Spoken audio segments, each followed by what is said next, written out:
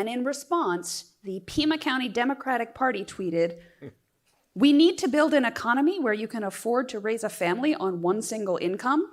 That's code for women should not work."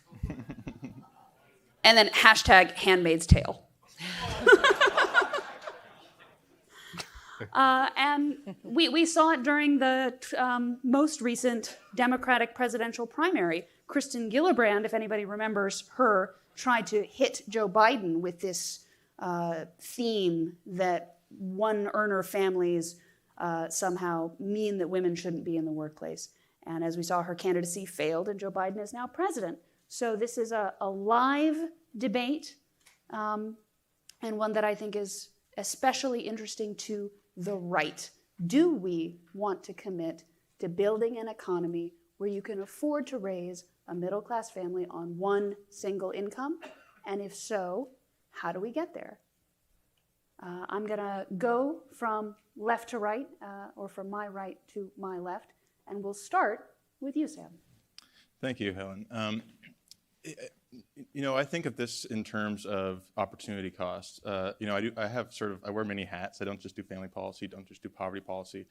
But when we have debates about industrial policy, let's say, it comes down to comparative advantage, right? Is Japan's comparative advantage making rice, right? As I think was the example that we heard the other day. And there's similar dynamics in the family.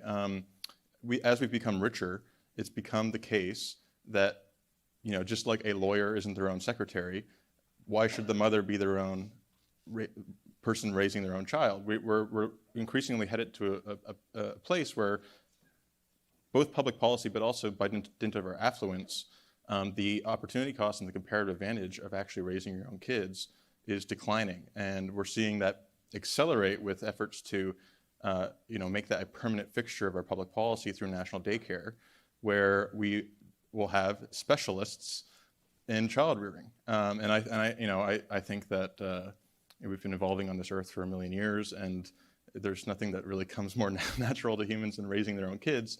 But yet there is this brute fact that if you're a college-educated woman, maybe even graduate education, by pure economics, why would you exit the labor force even temporarily to raise a family when that's not what the economics dictate?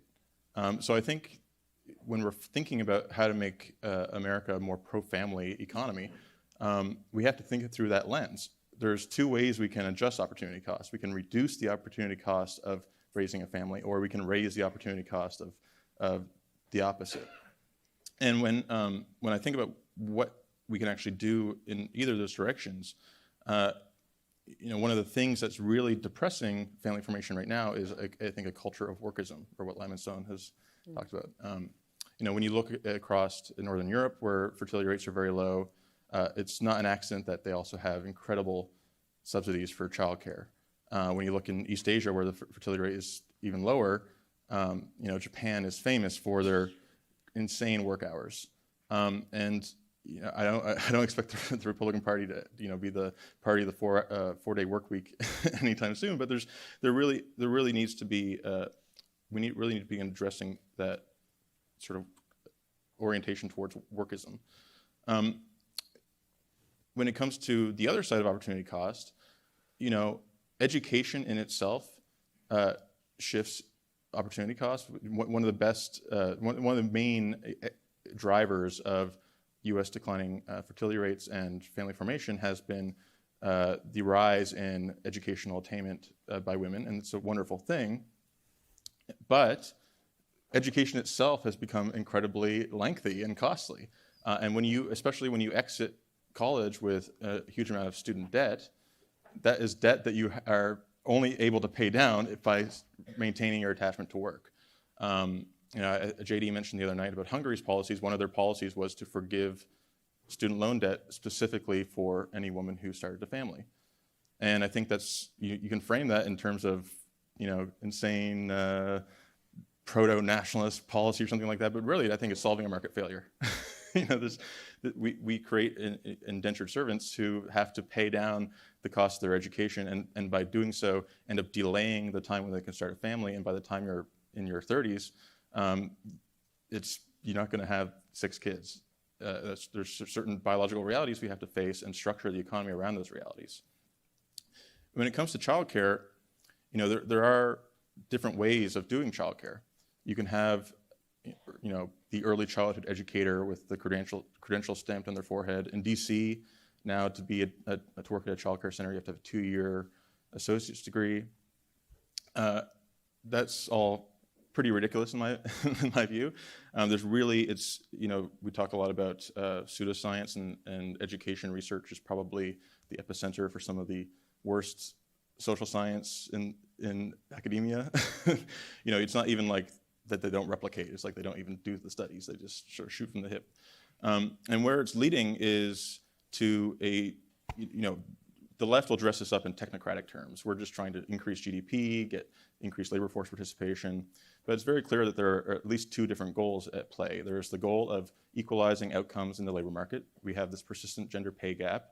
And the reason for that is because women are at a biological disadvantage, and so we have to really rectify that with the state. But then also addressing the dynamics of gender and culture more broadly. The other day, Melissa Botek, who used to run Center for American Progress's poverty shop, tweeted something like, "We need race and equity-centered universal daycare." And I said, okay, this is a very pluralistic country we live in, and it's fine if you want to send your kid to that system, just like it's fine if a Catholic parent wants to send their kid to Catholic school. But just because one is secular doesn't make it any less sectarian, right? And we have to begin thinking about these things in those terms. Raising your kids is one of the most precious parts of life, like what you teach your kid, what values you instill in them. And it's not an exaggeration to say that the left is trying to get you while you're young in this case. And when I called her out on that, she said, we're not social engineering. This is just raise GDP go up or whatever. And one of the people who jumped to her defense said this is ridiculous. And then I looked at her bio, and she was a sociologist. And in her bio line, it said, "The nuclear family is radioactive." And then I clicked on her research page, and it was all about how childcare policies can shape family norms and help contribute to defamiliarization, which is a buzzword for uprooting the deep patriarchal structures of the family. And they're not going to lead on that, obviously, but that is a lot of what this is about. And I think it's going to be bad for families, but also bad for politics. If you thought the Common Core debate was bad, wait until it's Common Core for Baby Einstein, right? And they have these books like The Anti-Racist Baby. I don't think that kids are born into the world being racist. It's not. We can talk about adults, but at that point, especially when you're also sort of instilling this ideology of blank slateism where minds are infinitely malleable, and if we just have the right childcare early enough, we're going to somehow create geniuses of everybody. But it's not good, and I think the right has yet to really. I've been shouting this from the rooftops for a while, but the right has yet to develop a clear response to this, because when you just talk about socialism or big government, there's different kinds of big government, right? We're not as worried about Social Security because it's not telling senior citizens how to live their lives. What we're really mad about is social engineering, and also the way that the left are using these programs like daycare to build a constituency, right?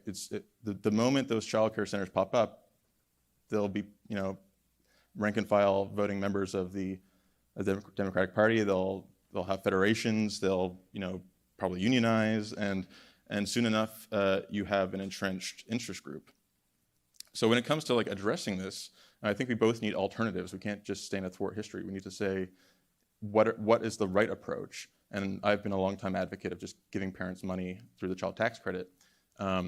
But we can do more than that, because especially when it comes to fertility, just giving parents money is insufficient. It can move the needle, but we really need a broader cultural what I've called a whole society approach. And so, some ideas I've had here, one of the biggest outliers on the fertility front has been Israel. Israel has very high rates of family formation. They also have very high rates of female education. So I really wanted to try to understand what is Israel doing different. And one of the things they do is they take this whole society approach where at every strata of society, in the workplace, in universities, they are instilling a message that you can create and start a family and it will be easy. They have childcare services at college. They have a thing called the parenting hour, where new mothers, after they return from maternity leave, remain able to take an hour or two off to run home, run some errands, be with their child. And all those little things, they add up. They instill a message that we're constructing society around humans rather than having humans be restructured to match the economy. And I think there's opportunities also to sort of push the envelope into places where conservatives haven't really gone before. So, at the state level, it's clear to me that one of the biggest drivers of family breakdown, especially in the African American community, has been the war on drugs and criminal justice. And when you lock up 22 million black men since 1980, that has to have an effect on family formation, family norms. And right now we have something like 3 million children in this country that have fathers who are in prison. And when we talk about a whole society approach, governors should be, and state legislatures should be pushing to improve family visitation policies. This will be something that sort of cuts against the normal axes of American politics, but you do the crime, you serve the time, but that doesn't mean that you can't be in your child's life. And I think bigger picture, again, these things add up. And then lastly, I think the right needs to get used to, using the administrative state to advance its own ends, because the left knows how to do that. One of the things that I've called for, and this is maybe as out there as giving parents votes for their kids, but I think those are good ideas too. I call it ballot harvesting. Every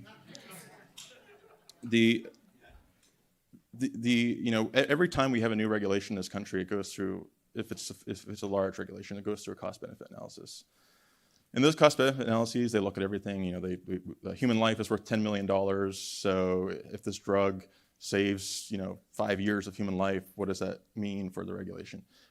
Our policy puts zero weight on the life that can be created. It's all about preventing fatality and not about creating life. And if when Obama in 2012 convened 12 federal agencies to put together a social cost of carbon, it was because he saw climate change as an urgent issue. And he understood that with the regulatory apparatus, if you had a cost for carbon, there's a cascading effect where every single one of these policies ends up baking that into their analysis. We need to begin thinking in those terms and saying, what is the cost of regulation that has these anti-fertility biases that we just don't talk about? A famous example that has been sort of popularized recently was this finding that car seat laws have led to something like 300,000 fewer kids being born since 1980. And the reason is because as car seat laws have ratcheted up, now you start with a baby, but now you're like 5 years old and still in a car seat. You might have 1 or 2 kids, but when you go to have your third, you say, well, it doesn't fit in the minivan anymore, right?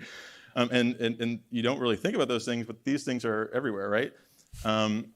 And I think if those little tweaks were made, it wouldn't just have the cascading effect on policy, but it would also drive research into methods of actually quantifying the impact of these things, right? So like the US government relies on, right now, the Guttmacher Institute for the majority of its data on reproductive health, right? And Guttmacher, if you don't know, is basically the Planned Parenthood's think tank. And they, I'm not going to impugn their work. They do good, accurate work. But when we outsource this data collection to these